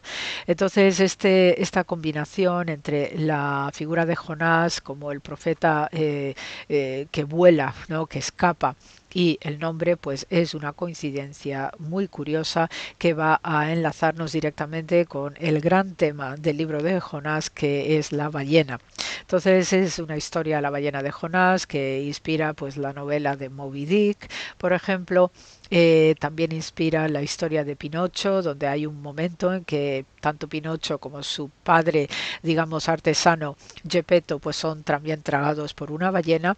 Y bueno, pues todo este tipo de temas, ¿no? Pues que sugieren tanto, estimulan tanto la imaginación, pero también con ese valor añadido bíblico, ¿no? De redención y de sanación dentro de todas los cuentos, ¿no? Las narraciones rabínicas, pues se nos dice que este Jonás pues es el hijo de la viuda de Sarepta, ¿no? A quien el profeta Elías pues ayudó en un momento dado, ¿no? Esta viuda de Sarepta pues está viviendo una gran hambruna, tiene un hijo y entonces se encuentra con el profeta Elías y le ofrece le pide alimento al profeta y ella accede, ¿no? Dentro de lo poco que tiene pues le ofrece sustento al profeta.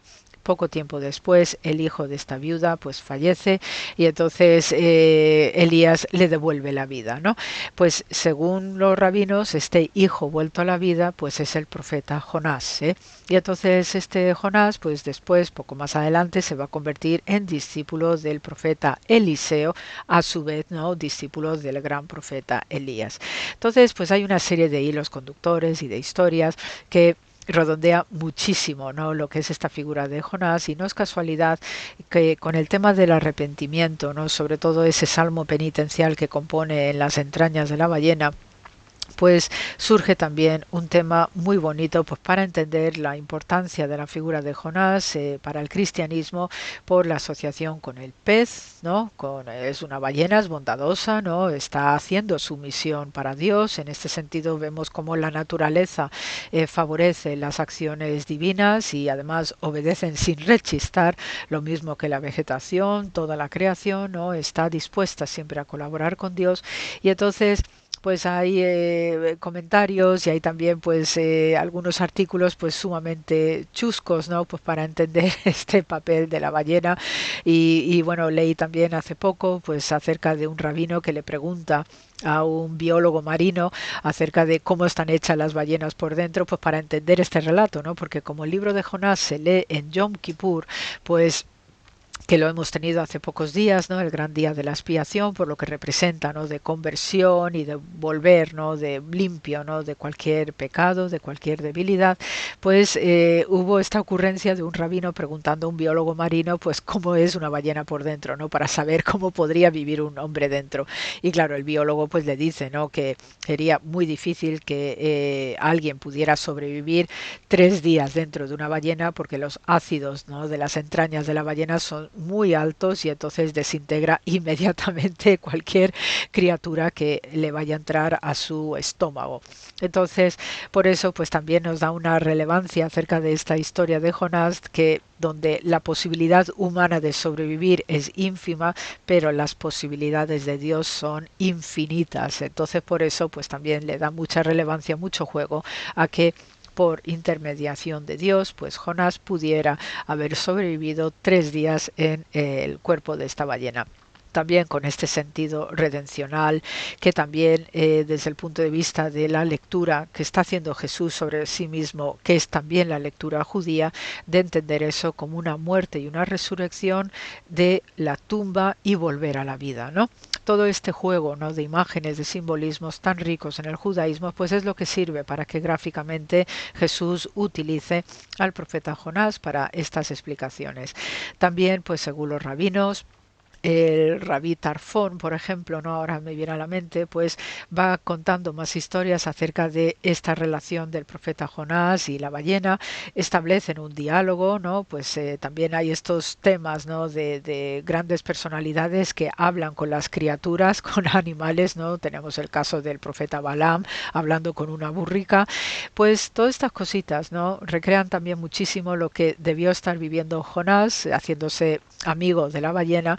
Y entonces hay un punto que Jonás, la ballena, no, mejor dicho, le dice a Jonás que debe darse el encuentro con el gran monstruo Leviatán para ser devorado la ballena, ¿no? Devorada la ballena. Entonces Jonás pues le da mucha pena esta circunstancia y le dice que no, dice vamos a ir juntos a ver a Leviatán y vamos a ver cómo solucionar esta cosa, ¿no? Este tema del banquete escatológico pues también forma parte del relato de Jonás, puesto que estamos con un tema de fondo en este profeta de un altísimo nivel de recuperación, de sanación del mundo, también de mesianismo, todos estos contenidos típicos de una era escatológica que muy bien va a recoger Jesús de Nazaret utilizando tanto la figura de Jonás como también la figura del profeta Daniel. Entonces se dirigen a dar el encuentro a Leviatán y en el momento en que abre la boca la ballena, pues aparece Jonás y le muestra su señal. Esto que dice Jesús de la señal de Jonás no es ni más ni menos que el sello de Abraham, es decir, la circuncisión, porque Dios, el primer pacto que hace con el patriarca es a través de la circuncisión, que se considera en el judaísmo el escudo, el magén que protege a todos aquellos que se circuncidan, ¿ok? Entonces, pues ante la al mostrar esta señal, pues Leviatán se asusta tremendamente y sale huyendo. Y de esta manera, pues también Jonás salvó a la ballena y en premio, pues la ballena le enseña los rincones bellísimos de la creación de Dios, le enseña los pilares de la tierra, que entre otras es el Eben Shetiah, que es la piedra fundacional de Jerusalén y del sagrado templo de Dios, ¿no? Entonces, al ir contemplando el mundo y sus maravillas y las piedras preciosas, etcétera, pues este fue el regalo, ¿no?, que hizo la ballena a Jonás en agradecimiento, y también ya Jonás pues está restablecido, se da cuenta de lo mal que lo ha hecho con respecto a Dios al negarse a ir a profetizar a Nínive, y esto también pues le da el realce grande, que aunque en el libro de Jonás pues tenemos a un profeta gruñón que se enfada muchísimo, ¿no?, con la conversión inmediata de los ninevitas, si bien apenas acaba de empezar a profetizar, pero no deja de ser que ha vivido una experiencia sumamente enriquecedora y transformadora con esta generosidad del gran pez, quien logra vivir, y por ello pues el pez también le deposita en la tierra seca de manera amable, tranquila, para que luego ya Jonás pues siga viviendo su vida. Entonces pues esto es lo que quería comentaros en este programa de hoy, que esto pues da mucho juego para la imaginación, pues para también tener estos puntos de vista amables, ¿no?, del relato de Jonás, y siempre recordar las numerosas manifestaciones iconográficas del tema de Jonás, la ballena, que tenemos en el arte paleocristiano, en catacumbas, en sarcófagos y numerosas manifestaciones que siempre nos van a archivar de la importancia de este personaje para los judíos, también para los cristianos, y que sigue estimulando el imaginario religioso bíblico hasta nuestro presente. Así que hasta aquí el programa de hoy. Se os manda mucho amor como siempre. Gracias por la escucha y hasta la semana que viene.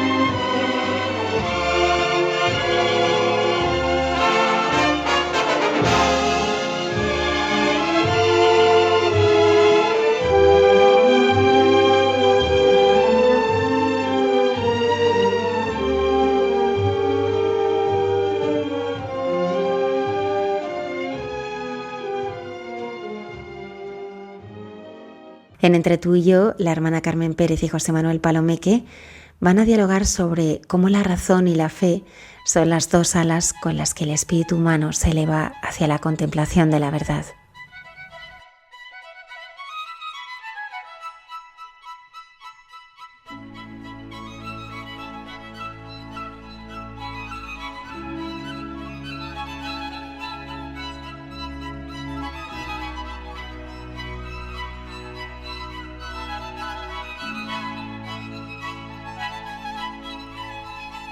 Claro, nosotros ya la semana pasada hablamos de Santa Teresa y la Eucaristía, pero me encanta que se siga celebrando así Santa Teresa.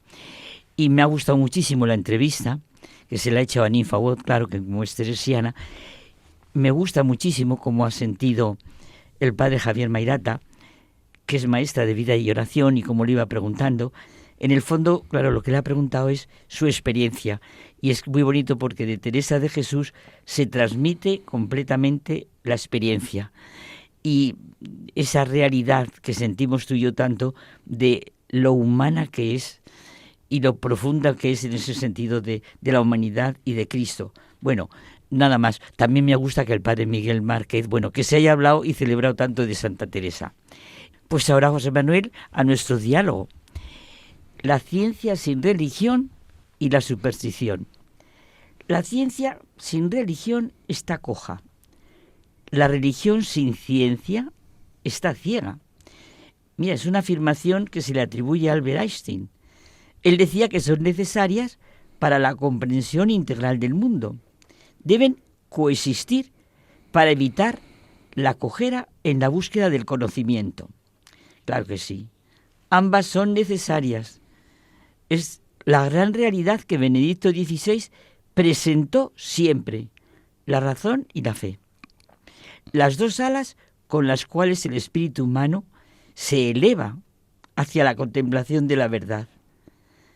La fe ilumina la razón, protegiéndola de sus limitaciones y ampliando su capacidad para conocer la verdad, mientras que la razón valida la fe, demostrando su racionalidad y capacidad de promover el bien humano.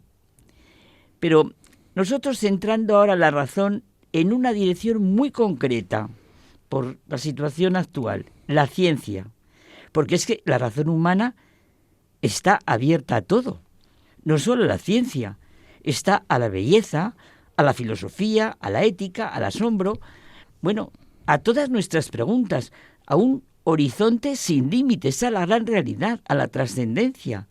La ciencia tiene que estar abierta siempre a la investigación, al asombro. Por eso una ciencia sin religión, sin apertura, sin trascendencia, continúa, es que no sería posible para sus preguntas, para su investigación, porque sería una ciencia coja, se limitaría completamente a sí misma. Ahora, por otra parte, que lo que no es religión y que decimos que es superstición, es decir, creencias infundadas, irracionales y a menudo yo creo que buscadas completamente como en el miedo o en la ignorancia. Sin embargo, el problema de la ciencia coja, como tú dices, surge en personas que aceptan ciegamente el conocimiento científico, sin una comprensión crítica, convirtiendo la creencia en la ciencia en una nueva forma de superstición. Un auténtico creyente, un auténtico cristiano, jamás desprecia la ciencia. ¿Cómo va a despreciar la capacidad de la razón con la que Dios ha creado y redimido al ser humano? La vida humana, la cultura, las mismas ciencias que falsean cuando se dejan invadir por ciencias en las que se adopta una actitud sesgada, coja, sean las que sean, ética, sociológica, psicológica, política, económica, crítica, histórica, todo falla. Es verdad. Por eso, mira, nuestro amigo Henri de Libac, él llama ciencias ciegas a las que caminan por ámbitos que no le corresponden, las que toman la parte por el todo, las que hacen afirmaciones de una totalidad, de un sentido, pues que no les corresponde. La ciencia y el sentido de la vida humana sintetizado en las grandes cuestiones, no han de estar separadas por un muro. Se abrazan en sus problemas, planteamientos, preguntas, respuestas. Y la religión, que no responde a todo lo que es el ser humano, a sus preguntas, al sentido de su vida, pues va en contra del mismo ser humano y de su mismo sentido. Y desde luego, Carmen, la superstición no tiene nada que ver con la verdadera fe. Nada. Es la desviación del sentimiento y la razón. Realmente la superstición es extraña a la fe y contraria a la razón. Puede afectar a toda la vida y a toda clase de prácticas. La superstición mata la fe y puede afectar al culto, a la relación con Dios. Hay superstición en el atribuir a los sacramentos, a prácticas legítimas, un valor erróneo. Credulidad, sectarismo, pereza, superstición pueden estar pintadas con colores que se llaman cristianos, religiosos, pero no lo son. Claro, Carmen. es que fíjate, llevar la piedad hasta la credulidad, el sectarismo, la pereza, la superstición, pues es destruirla. Si falta el espíritu, el dogma se convierte en un mito y la Iglesia en un partido, dice Henri de Libac. Según el Catecismo de la Iglesia Católica, la superstición es un pecado contra el primer mandamiento, porque atribuye a cosas poderes que solo le pertenecen a Dios. Y no entendamos la palabra pecado también como algo extraño. Pecado es lo que daña al hombre, su naturaleza, su destino, su capacidad de Dios, y daña la relación con su Creador y Redentor, la relación con todo. En la historia del hombre está presente el pecado, y esta realidad se esclarece completamente a la luz de Cristo, de su humanidad, del Salvador de la humanidad, y que ha hecho que la gracia sobreabunde donde abunda el pecado. La razón y la fe son las dos alas con las que el espíritu humano se eleva hacia la contemplación de la verdad. ¿Qué frase nos dejó San Juan Pablo II? Que pone de manifiesto, decía, la necesidad de armonía entre la fe y la razón para alcanzar la verdad completa. La ciencia, fruto de la razón humana, no la ciega o coja, nos abre más y más nuestras preguntas y nos da una idea de lo que desconocemos. Exacto. Ninguna ciencia de verdad engaña, sería contradictorio con nuestra razón. Esa capacidad que nos hace semejantes a Dios.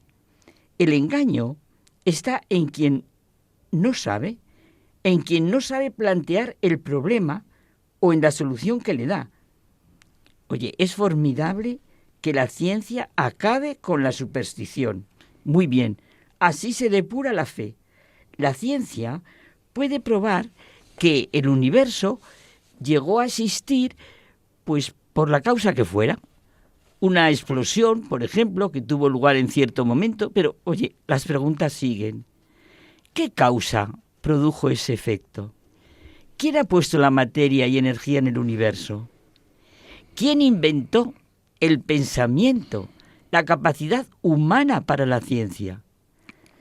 ¿Es serio y auténtico un racionalista que limita él mismo el campo de la razón y que la manipula y encasilla? Mira, Carmen, Unamuno, que a ti te gusta mucho, decía que la verdadera ciencia enseña sobre todo a dudar y a ser ignorante. Vamos, volvemos a la postura de Sócrates. Solo sé que no sé nada. Y Galileo nos hace sentir en lo tocante a la ciencia lo que Descartes en relación con la razón.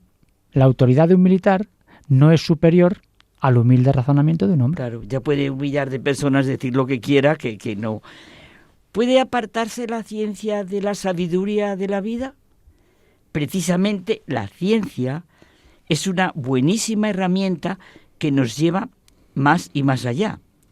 Las respuestas de la ciencia siempre son nuevas preguntas.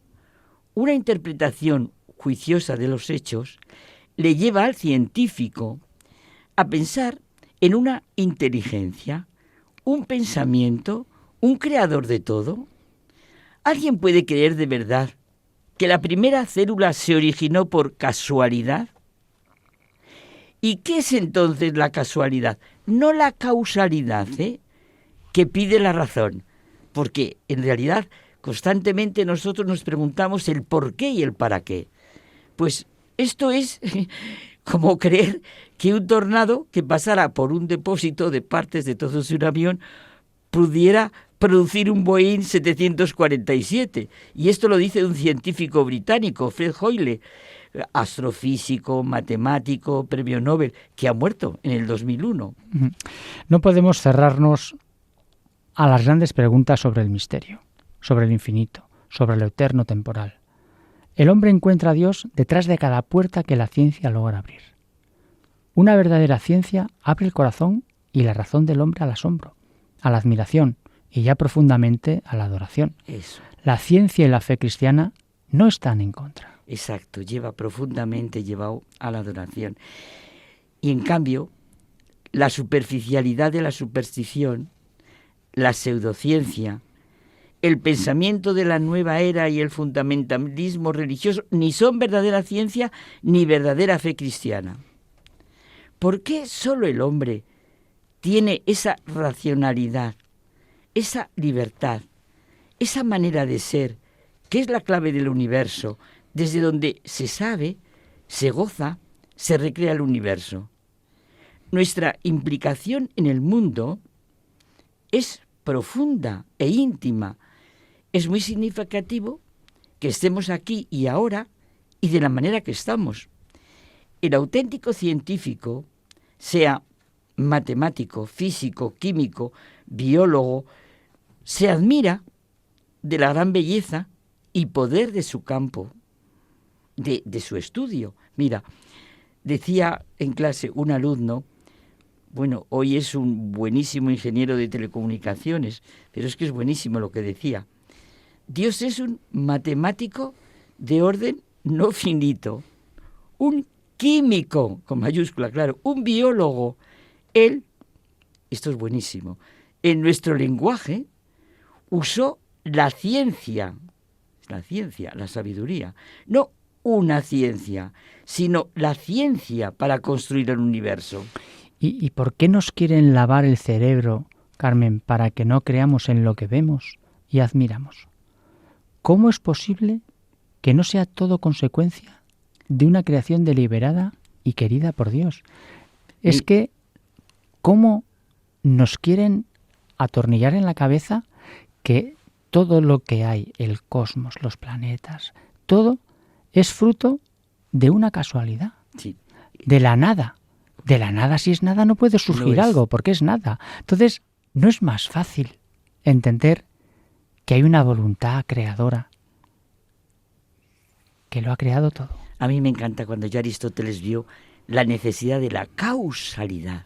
¿Por qué y para qué? Es verdad. Mira, el Papa León XIV ve necesaria, en realidad lo que tú has dicho, queda sintetizado, la integración de fe y razón para el avance humano y social, promoviendo una fe razonada y comprometida, que dialogue con los desafíos del mundo contemporáneo y respete la tradición que supone compromiso personal con Dios y se traduce, fíjate qué bonito, en compasión hacia los demás, buscando la unidad y crecimiento en la diversidad. Carmen, es más racional creer que Dios ha creado el mundo que la nada. Y creer en la casualidad.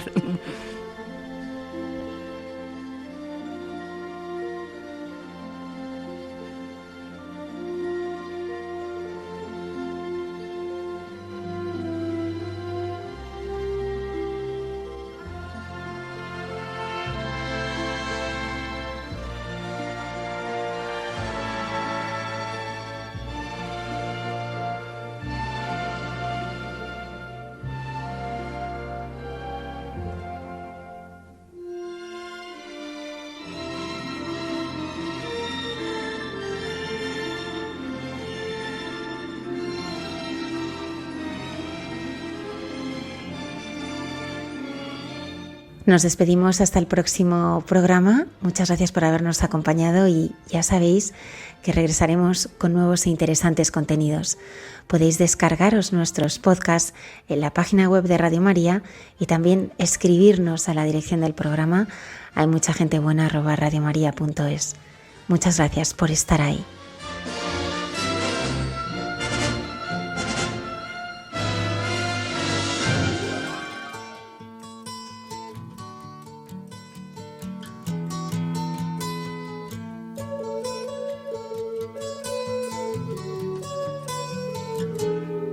Han escuchado en Radio María Hay mucha gente buena, un programa que dirige Almudena Delgado. It's alright.